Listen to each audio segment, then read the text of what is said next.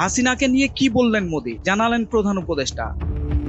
কাতার ভিত্তিক সংবাদ মাধ্যম আল জাজিরার সঙ্গে দীর্ঘ সাক্ষাৎকার দিয়েছেন বাংলাদেশ সরকারের প্রধান উপদেষ্টা ডক্টর মোহাম্মদ ইউনূস। 27 এপ্রিল রোববার প্রকাশিত এই সাক্ষাৎকারে তিনি বিভিন্ন বিষয় নিয়ে বিস্তারিত কথা বলেছেন। সাক্ষাৎকারের এক পর্যায়ে আল জাজিরার সাংবাদিক নিয়েব বার্কার প্রশ্ন করেন, শেখ হাসিনা দাবি করেন তিনি এখনো বাংলাদেশের প্রধানমন্ত্রী, তিনি ভারত থেকে এসব বিবৃতি দিচ্ছেন। অন্তর্বর্তী সরকার ভারতে তার অবস্থানকে কিভাবে দেখে? প্রধান উপদেষ্টা ডক্টর মোহাম্মদ ইউনূস বলেন, আমি যখন বিমস্টেক সম্মেলনে ভারতীয় প্রধানমন্ত্রী নরেন্দ্র মোদীর সঙ্গে বৈঠক করেছিলাম তখন তাকে আমি বলেছিলাম যে শেখ হাসিনাকে চুপ রাখতে। তবে মোদী বলেছিলেন আমি এটা নিয়ন্ত্রণ করতে পারবো না, কারণ ভারতে সবাই সামাজিক মাধ্যম ব্যবহার করে, এটি সবার জন্য উন্মুক্ত।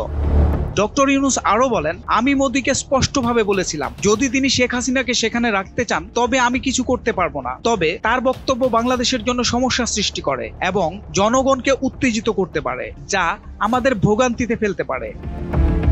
সোহেল মাহমুদ, দৈনিক নতুন সময়, ঢাকা।